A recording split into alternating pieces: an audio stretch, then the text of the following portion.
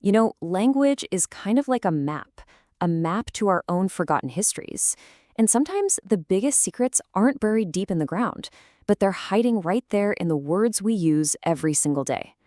Today, we're going to follow a trail of words that suggests a really deep connection between the origins of Japan and the ancient kingdoms of Korea. So let me start by asking you a question that might just flip what you think you know on its head. What if Japan's most legendary hero, a figure as important as King Arthur is to Britain, wasn't actually named in Japanese but in ancient Korean? And what if his name wasn't a name at all, but more like a job title? All right, so here we have Yamato Takeru, this heroic prince right out of Japanese mythology. His name just sounds quintessentially Japanese, right? But what if Takeru isn't his name? There's a linguistic theory that suggests it's connected to ancient Korean words for to conquer or to rule. That would make his name a title, the Conqueror of Yamato. So how on earth is that possible? Well, to figure that out, we first need a key. To unlock these connections, we need something like a linguistic decoder ring. For this explainer, we're going to call it the 1436 linguistic key. It's named after the year the Korean alphabet was created, which helps us trace how sounds actually shifted between ancient Korean and Japanese. So, this key is basically a framework for mapping how sounds from the language of the ancient Korean kingdom of Baekje might have changed when they got adopted into classical Japanese. Think of it as our guide for this whole investigation.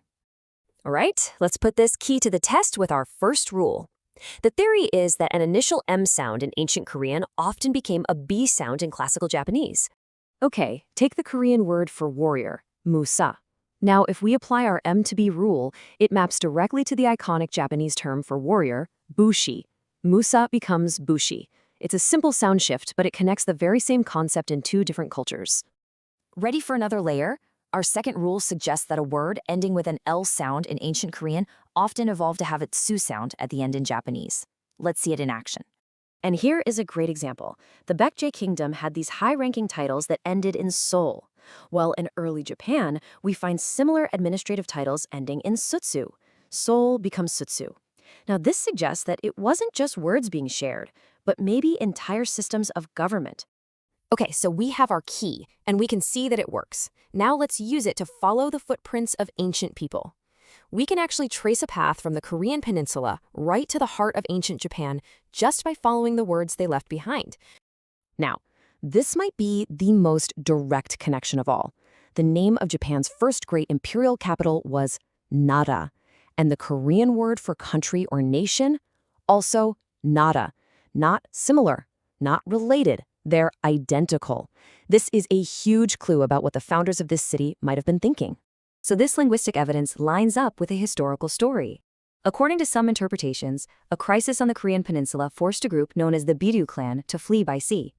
They landed in Japan looking for a new home. And what did they call their new settlement? Nara, their new country. And it doesn't stop there. What about Asuka, another major center of early Japanese civilization? Well, using our decoder, Asuka can be traced back to ancient Korean words that mean new land or inner land.